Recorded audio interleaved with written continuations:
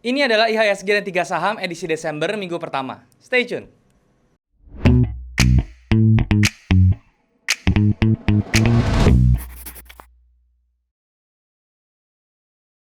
Halo guys, balik lagi sama gue Daryl di Study Channel. Dan hari kita masuk ke segmen IHSG dan 3 saham. Buat kalian yang belum tahu, ini adalah segmen membahas kondisi IHSG dan juga saham-saham yang kira-kira bisa dijadikan referensi untuk ditradingkan selama 1 minggu ke depan. Tapi sebelum gue mulai, gue mau ingetin buat kalian yang belum punya grup trading, kalian bisa join di grup trading gue di aplikasi Discord. Linknya ada di bawah. Kalian tinggal klik link tersebut buat join dan kemudian kita bisa langsung diskusi bareng di sana. Gue gak pernah punya grup lain selain di Discord. Jadi kalau misalnya mengatasnamakan gue di platform lain seperti Telegram, Facebook, dan juga Instagram, terutama untuk mereka yang menawarkan investasi dalam bentuk apapun, harap hati-hati karena itu adalah penipuan. Gue sendiri tidak pernah punya grup yang atau jasa investasi atau titip dana dalam bentuk apapun. Jadi kalau misalnya kalian disuruh transfer, jangan sampai transfer karena itu adalah penipuan.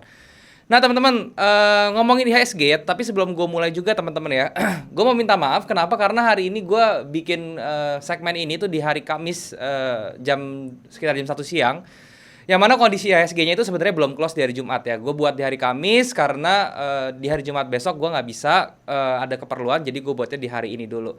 So gue minta maaf buat teman-teman yang sudah request di hari Jumat, mungkin requestnya baru besok gitu ya. Terus gue nggak sempat buatin, ya sorry ya teman-teman ya. Gue cuma bisa ngebahas saham-saham yang kalian requestnya itu sampai hari Kamis aja, oke?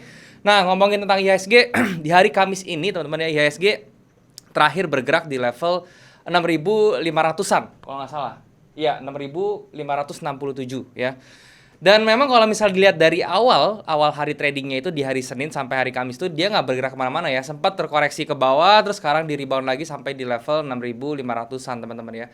Dan ini terlihat juga di chartnya IHSG bahwa level supportnya itu menahan ya. Dan kalau misalnya kita lihat dari cycle setiap bulan Desember dari tahun-tahun sebelumnya, harusnya di bulan Desember yang masih awal ini, yang fresh start ini, itu bisa menjadi awal yang baik. Nah, seperti apa pergerakan IHSG atau roadmap-nya dan juga saham-saham yang kira-kira bisa dijadikan referensi untuk ditradingkan 1 minggu ke depan. Seperti biasa, gue akan bahas lebih jelasnya itu di dalam monitor supaya bisa lebih jelas dan lebih berinteraksi dengan chart. So, tanpa berlama-lama lagi, langsung saja kita ke monitor, teman-teman. Oke teman-teman, sekarang kita sudah ada di dalam monitor. Dan karena hari ini kita masuk ke IHSG dan 3 saham, jadi hari ini kita akan bahas saham. Tentunya gue akan menggunakan charting tools dari tradingview.com. Ini adalah charting tools yang gue gunakan untuk menganalisa secara teknikal baik itu saham maupun cryptocurrency ya. Jadi kalau misalnya buat kalian nih yang belum punya charting tools, kalian boleh cek yang namanya tradingview.com. Langsung aja sign up daftar di id.tradingview.com. Daftarnya gratis 100%. Begitu kalian daftar, langsung kalian ke bagian chartnya, nanti kalian bisa muncul bentuknya seperti ini, langsung bisa menikmati fitur-fitur yang bagus banget di TradingView secara gratis. Tetapi kalau misalnya kalian butuh fitur-fitur tambahan yang lebih expert dan yang lebih advance, kalian bisa daftar yang pro-nya. Kalian tinggal klik aja link di bawah sini, description di bawah untuk daftar yang pro-nya. Di TradingView yang pro itu kalian bisa mendapatkan indikator yang lebih banyak untuk dimasukkan ke dalam chart.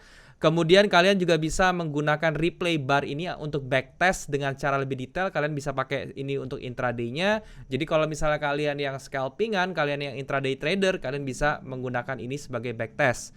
Dan juga kalian bisa upgrade juga ke yang memiliki historical harga yang jauh lebih banyak, yaitu bisa sampai tahun 90-an ya datanya, data IHSG-nya bisa sampai 90-an kayak gitu. Jadi kalian tinggal daftar aja langsung yang pro-nya, oke? Nah, di depan kalian ini adalah chart dari indeks kita IHSG teman-teman ya. Dan saya mohon maaf sebelumnya karena saya membuat video ini di hari Kamis ya. Sekarang tuh sekitar jam 1 siang. Dan kenapa saya buat hari ini? Karena harusnya saya buatnya besok ya, hari Jumat setelah market tutup. Jadi kita bisa mengevaluasi market secara lebih enak gitu. Tapi karena besok saya ada keperluan, saya tidak bisa buatnya besok. Jadi saya bikinnya hari ini ya. Untuk teman-teman juga yang mungkin sudah request ya di hari Jumat, saya mohon maaf ya karena saya nggak sempat bahas requestan yang kalian request di hari Jumat. Jadi kalian bisa request lagi untuk minggu depan, nanti saya bahas ya. Oke. Nah, teman-teman, hari ini adalah awal ya teman-teman, ini adalah video awal di bulan Desember yang mana ini merupakan fresh start untuk IHSG lagi di bulan yang baru. Kita lihat dulu teman-teman, di awal bulan ini saya selalu biasakan sekarang untuk melihat ya secara siklus ya, secara cycle month to month-nya gimana gitu ya. Jadi kita lihat dulu apa yang terjadi di IHSG di bulan Desember tahun-tahun sebelumnya. Jadi di tahun 2021 kita lihat tahun 2020 2020 bulan Desember ini start dari sekitar sini ya, sekitar ya tanggal 1 di sini. Kita lihat ya, dia sangat smooth sekali. Dia bulan Desember itu menjadi bulan yang bullish teman-teman di tahun 2021 ya. Tapi ini memang karena corona segala macam sudah mulai membaik, jadi mungkin dia agak bias gitu ya. Cuma kita lihat di tahun-tahun sebelumnya, di 2019 sekarang ya, 2019 Desember teman-teman. Nah, kalian bisa lihat ya, Desember di 2019 itu juga cukup bullish teman-teman. Kalau bisa kita lihat dari sini sampai ke atas ini dia bullish ya, 2019 bullish. 2018 kita lihat Desembernya itu juga kalau misalnya kita perhatikan dari sini dia agak sideways sedikit, cuman pada akhirnya at the end dia bullish ya, dan bullishnya itu always start di tanggal 20-an Desember. So dari 3 tahun ke belakang saja kita nggak usah terlalu jauh nariknya ya. Dari 3 tahun ke belakang saja kita sudah bisa melihat bahwa ada tendensi bullish yang terjadi di bulan Desember. Jadi kalau misalnya IHSG-nya bullish, kita harus menerapkan strategi yang bisa mendukung posisi portfolio kita. Gimana caranya? Carilah saham-saham yang bisa sejalan atau berkorelasi positif dengan beta score yang oke, ya tentunya untuk si IHSG-nya atau dengan si IHSG-nya. Apa itu korelasi positif? Yaitu adalah ketika IHSG naik, saham itu juga naik. Beta score-nya yang oke, maksudnya gimana? Beta score itu adalah perbandingan kenaikan antara IHSG dengan saham tersebut. Jadi kalau beta score-nya 1, itu berarti kalau IHSG naik 1%, saham tersebut juga kurang lebih naiknya 1%. Kalau beta score-nya 2, ketika IHSG naik 1%, saham tersebut naiknya kurang lebih 2%. Kayak gitu ya. Jadi kalian tinggal compare aja saham-saham yang memiliki korelasi positif dengan IHSG dan memiliki beta score yang paling efektif dan paling bagus ya, itu aja. Gimana cara nyarinya Bang? Paling gampang kalian tinggal lihat aja saham-saham yang ada di indeks IDX 330 gitu atau IDX LQ45, itu juga kalian bisa lihat. Itu sudah disortir saham-saham yang bagus gitu ya. Atau kalian juga bisa melihat dari segi market cap-nya gitu ya. Market cap-nya kalian bisa lihat, bisa urutkan dari market cap yang paling besar, bisa dibilang ya sekitar top 30 atau top 20, itu kalian bisa masing-masing orang berbeda. Jadi itu saran saya seperti itu. Dan kalau kita lihat nih dari kondisi IHSG-nya ya, IHSG kemarin kalau misalnya kita lihat dia itu memang ada pattern yang kurang enak ya, karena di sini ada double top. Kalau misalnya kalian lihat ya, double top itu seperti yang kalian tahu itu adalah pattern reversal, yang mana ya, double top itu lebih tendensinya ke bawah ya. Dan memang dia akhirnya koreksi ke bawah dari tanggal 22 November sampai tanggal 30 November kemarin dia terkoreksi ke bawah. Tetapi alangkah baiknya karena apa? Karena di bawah ini yang menjadi neckline-nya ini dia ke-reject nih sekarang. Di hari Kamis ini dia ke-reject ya. Semoga ini menjadi pertanda bahwa IHSG masih bisa ke atas gitu ya. Jadi skenario yang pertama teman-teman ya, kalau misalnya kita lihat dari cycle bulan ke bulannya atau month to month-nya, IHSG kan harusnya naik ya. Berarti ini bisa jadi tahanan ya, bisa jadi tahanan. Tapi kalau misalnya dia ternyata naiknya cuma sedikit sampai let's say sampai 6.650, terus dia di reject lagi ke bawah dan dia break ke bawah, kalian bisa antisipasi di level ini 6.276 dan kalian bisa tunggu itu sesuai tadi tanggalnya ya, karena masih ada kemungkinan IHSG itu di bulan Desember koreksi dulu sampai tanggal 19 sampai 20. Karena kalau dilihat dari yang udah dari tanggal 20 ke atas tuh harusnya tendensinya tuh udah bullish banget ya si IHSG. Jadi seperti itu. Dan kalau misalnya kalian perhatikan juga dari aspek-aspek seperti window dressing di akhir tahun segala macam, itu juga hal-hal yang mendukung bahwa IHSG itu akan bergerak naik gitu. Oke, jadi skenario pertama sekali lagi ini menjadi tahanan pertama ya, tahanan IHSG, dan IHSG bisa bergerak ke atas langsung menuju ke level 7.000-nya. Dan yang skenario kedua dia turun dulu nih sedikit sampai ke level 6.270 sampai 6.300-an, terus baru dia naik ke atas. Ya, jadi hanya 2 itu aja, selebihnya sideways di sini, ujung-ujungnya tentu saja naik di bulan Desember gitu. Itu yang kita ekspektasikan ya. Nah, seperti itu untuk dari momentumnya, teman-teman. Momentumnya dia tidak ada divergence karena ini rata. Ini walaupun di oscillator dia bikin higher high, di sininya dia rata.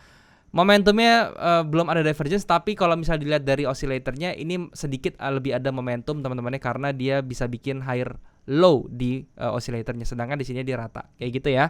Oke, itu untuk komposisinya. Sekarang targetnya tetap di 7.000 untuk target kita yang pertama. Dan untuk saham-saham yang bisa direferensikan untuk minggu depan ya, sebelum saya ke situ saya mau bahas dulu saham-saham yang kemarin saya sudah singgung ya. Yang pertama itu ada Friend, teman-teman. Nah, untuk friend ini dia sudah kena area beli kita ya. Kalau misalnya kalian ikutin video saya minggu kemarin, saya bilang untuk beli friend tuh di angka 85 kalau nggak salah ya. Ya 85, kemudian dia sudah kena. Sekarang dia mantul nih ke atas teman-teman ya, dan ini menjadi suatu posisi yang sangat baik menurut risk reward ratio.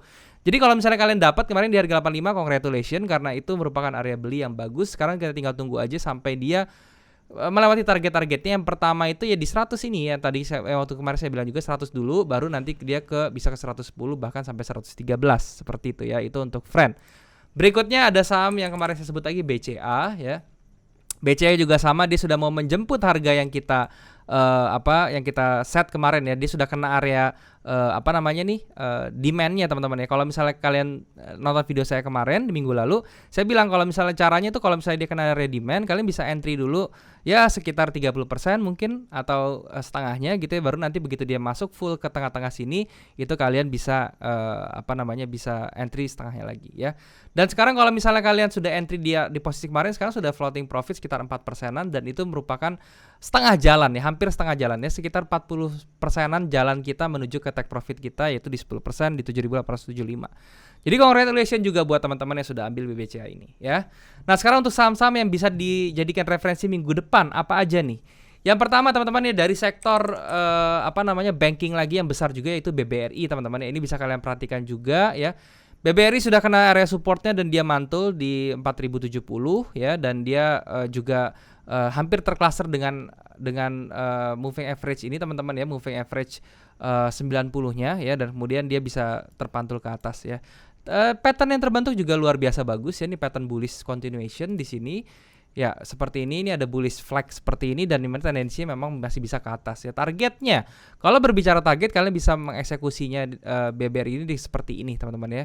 Kalau misalnya let's say ini menjadi swing low dia yang terakhir, kalian bisa targetkan itu sampai ke 5.000 untuk BBRI ya. Jadi kalau misalnya kalian beli BBRI ini untuk ditabung selama bulan Desember, ini boleh banget dengan risk reward ratio seperti ini teman-teman ya. Kalian bisa taruh di sini, kemudian TP-nya itu di atas sini. 1 dibanding 2,6 dengan risk-nya sebesar 7% dan juga rewards-nya itu 18,6%. Entry-nya itu di harga 4.150 sampai 4.180, kemudian TP-nya di 4.960 sampai ke 5.000, kemudian stop loss-nya di 3.880 sampai 3.850. Itu adalah area stop loss kalian untuk BBRI. Ya, itu adalah untuk yang saham pertama. Yang kedua, kemudian ya ada Breeze, teman-teman. Nah, untuk Breeze ini juga bagus. Kenapa teman-teman? Karena dia sudah terkoreksi cukup dalam ya, sekitar berapa persen kalau misalnya kita hitung ini ya. Kalau misalnya kita entry dari sini, kita stop loss-nya di bawah, ini sudah terkoreksi kurang lebih 36% dari last high terakhirnya ya. Yang mana itu cukup dalam ya. Dan kemudian kalian lihat lagi berikutnya, tidak hanya dia terkoreksi, tapi dia koreksinya itu sudah berhenti teman-teman, sudah mencapai ke area demand-nya, yaitu adalah di level ini teman-teman. Jadi level demand-nya itu 1.700 sampai 1.830. So, kalau misalnya kalian mau entry si Breeze ini bisa secara bertahap teman-teman. Kalian bisa entry 30% dulu di sini ya, let's say. Pokoknya stop loss-nya itu cukup di bawah ini aja ya, di bawah level 1.700 yaitu di 1.680, yaitu ada stop loss kalian.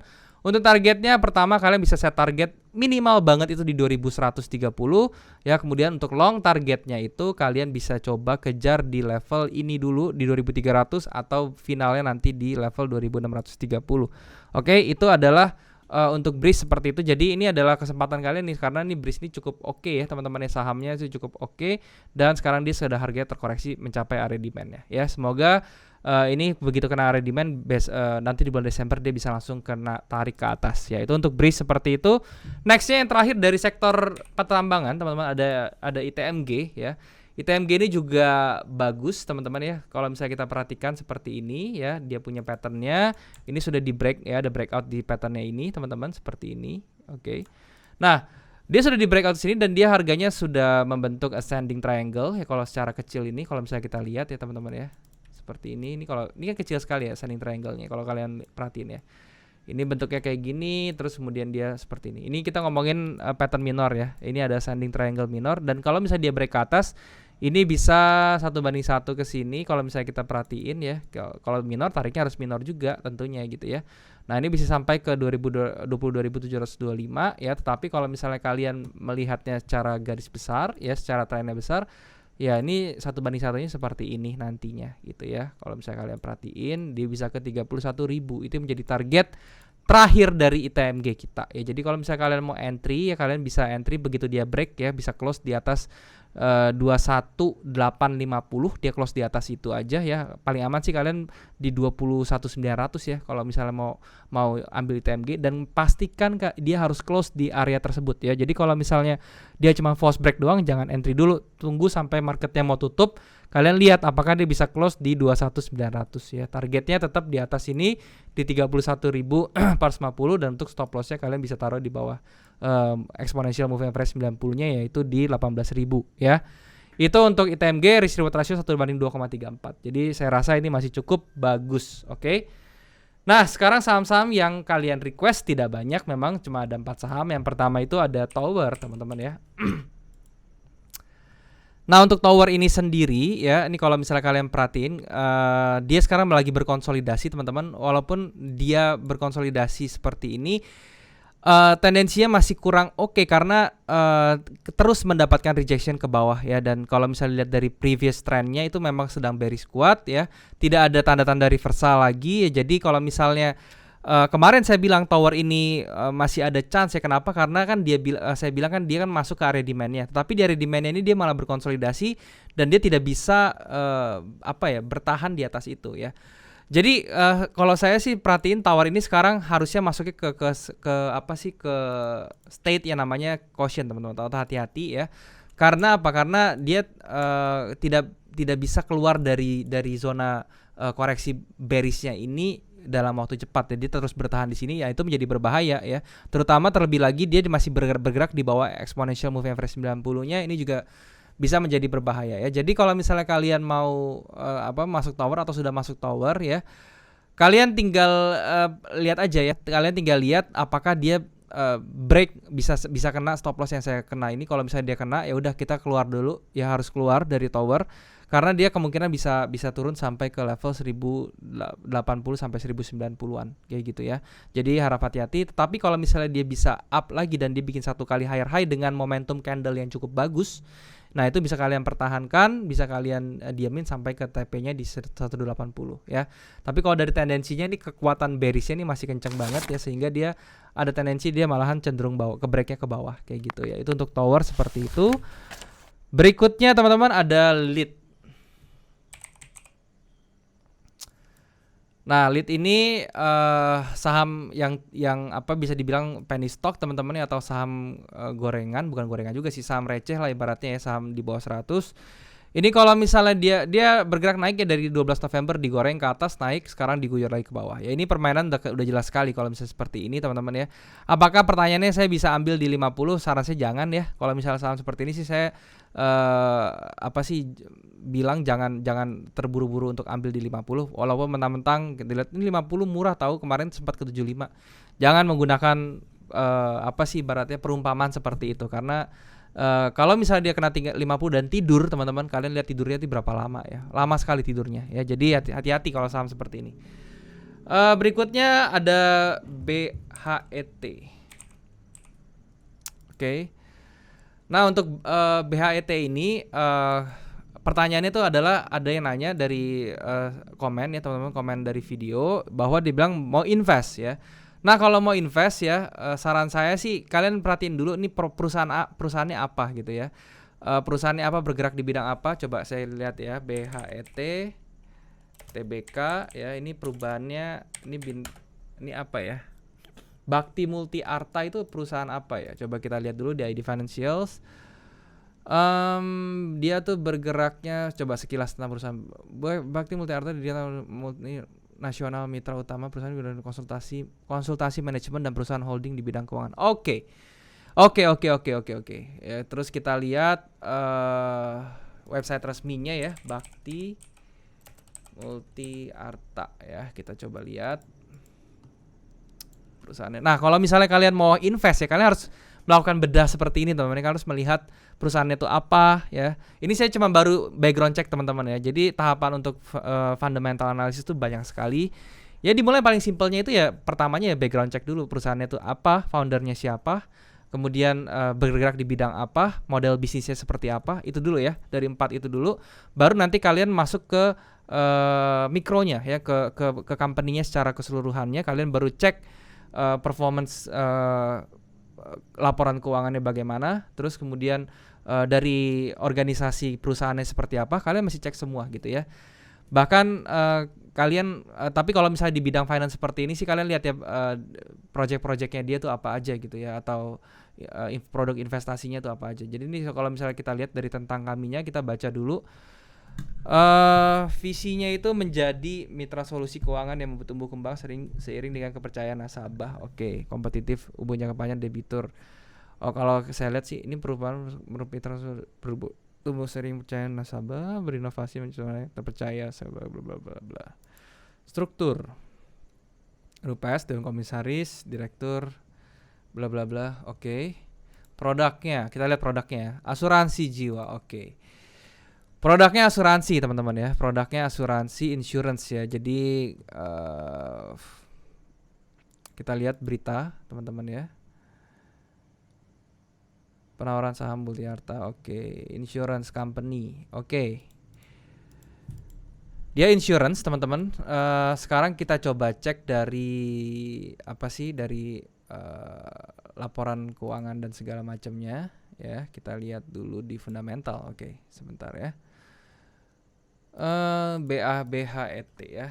Ini adalah oh by the way teman-teman, kalau buat kalian yang bingung kok saya fundamentalnya kayak gini ya. Saya semuanya kalau bisa di satu platform, makanya TradingView ini saya bilang enak banget karena saya bisa menganalisa semuanya yang saya mau dalam satu platform. Ini adalah matriks dari fundamental yang cuma saya perhatikan teman-teman ya. Di sini PB rasionya berapa? Oh, PB-nya sudah tinggi sekali teman-teman ya. PB-nya tinggi, dia punya total aset gradually naik terus, it's a good thing ya. Kemudian equity-nya juga dari kuartal 1 kuartal 2 nya naik terus, ini juga bagus ya. Debt to equity ratio-nya, DR-nya makin lama makin turun, ini it's a good thing juga ya. Net income-nya tapi turun nih teman-teman ya, net income-nya turun. Dan PBV-nya itu, PB rasionya sudah di angka 8 ya. Oke. Nah, kuncinya gini ya, kalian compare dengan kompetitor ya. Jadi kalau misalnya kalian lihat ya, ini kan harganya naik terus bang, bagus nggak? Saya nggak bisa bilang ini bagus atau enggak, karena kalau kalian harus compare dulu dengan kompetitor, apakah kompetitor tuh memiliki book value dan segala macamnya itu lebih besar. Karena sekali lagi ini bergerak di bidang finance ya, jadi saya lebih patokannya ke PB-nya, PB ratio-nya teman-teman ya. Dan secara teknikal ya, saya bahas secara teknikal. Kalau secara teknikal dia sudah terlalu tinggi ya. Kalau secara teknikal dia sudah terlalu tinggi. Kalau misalnya kita compare apa namanya, dia punya ini ya teman-teman ya, Fibo external retracement ya. Kok jadi nge-lag ya ini ya, kenapa? Mungkin karena ini, saya close dulu deh yang ini ya. Nah, oh tetap aja sedikit lag ya. Nah, kalau dari external retracement-nya dia bisa memiliki ruang kenaikan sampai ke level sekitar 1040 sampai 1050 ya. Itu tinggal sedikit lagi teman-teman. Jadi kalian harus perhatikan koreksinya ya. Kalian harus perhatikan koreksinya, kenapa? Karena kenaikannya ini sudah cukup lama, dari bulan Juni sampai sekarang itu belum ada koreksi signifikan. Itu yang kalian harus hati-hati ya. Jadi kalau misalnya untuk investasi, saya ngerti kalau investasi kan kamu maunya kan jangka panjang, tetapi alangkah baiknya belinya itu di harga yang pas juga. Jangan sampai begitu kalian beli, kalian rugi berapa bulan nih ya untuk kalian sideways itu dari 30 November contohnya, yang terakhir sideways sampai 10 Juni. Itu sekitar 7 bulan loh ya, hampir 8 bulan malahan ya untuk sideways. Jadi ya daripada kalian kena itu, mendingan tunggu aja dulu duitnya dialokasikan, diputar dulu ke tempat atau ke saham yang lain. Kayak gitu ya. Tapi secara company-nya, secara model, secara bisnisnya dia bagus ya, bisnis service yang bergerak di bidang insurance ya, financial. It's a good business. Oke. Jadi seperti itu, tinggal kalian compare aja dengan kompetitornya seperti apa, dari PB ratio-nya, dari margin income-nya ya, segala macam kalian mesti compare seperti itu. Semuanya kalian compare, oke?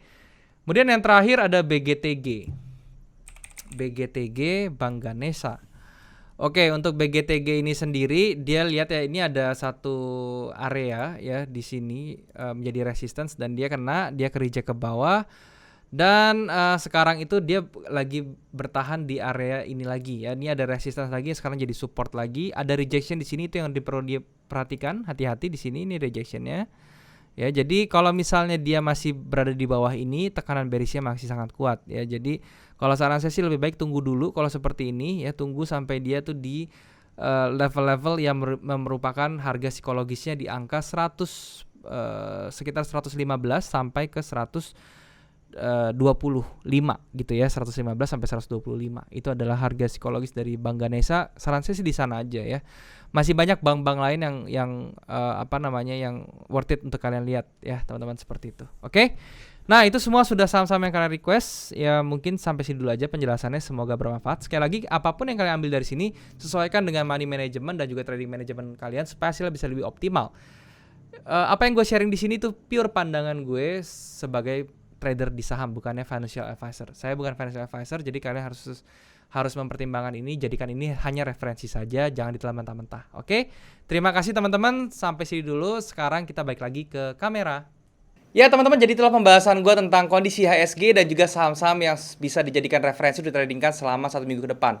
Tadi gue juga sudah bahas saham-saham yang kalian request. Sekali lagi gue minta maaf, gue nggak bisa review saham-saham yang kalian request di hari Jumat karena gue buat videonya ini di hari Kamis ya. Jadi nanti kalian tinggal komen aja sekali lagi biar minggu depan bisa gue request, oke? Kemudian seperti biasa juga, kalau misalnya kalian belum punya grup trading, kalian bisa join di grup trading gue di aplikasi Discord, linknya ada di bawah. Kalian tinggal klik link tersebut buat join, dan kemudian kita bisa langsung diskusi bareng di sana.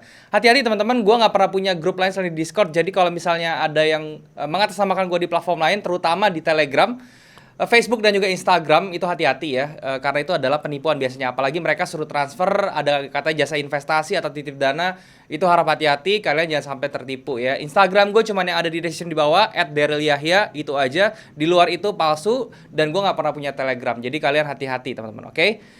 Nah, kalian juga bisa subscribe channel ini kalau misalnya menurut kalian channel ini bermanfaat untuk kalian. Kalian juga bisa bantu like video ini dan juga share ke teman-teman kalian yang lain yang kira-kira membutuhkan informasi dari video ini. Kalian juga bisa komen di bawah kalau misalnya kalian mau request tentang saham yang mau gue bahas ke depannya, atau kalian mau request tentang materi yang mau gue bahas ke depannya. Selama itu berhubungan dengan saham, forex, dan juga kripto, gue pasti akan baca komen kalian dan gue akan usahakan untuk bikin kontennya buat kalian. Sampai sini dulu aja teman-teman videonya. Sekali lagi thank you buat kalian yang sudah menyempatkan diri untuk nonton video ini. Sampai jumpa di next video. Jangan lupa semua orang bisa cuan. Salam sukses. Bye-bye.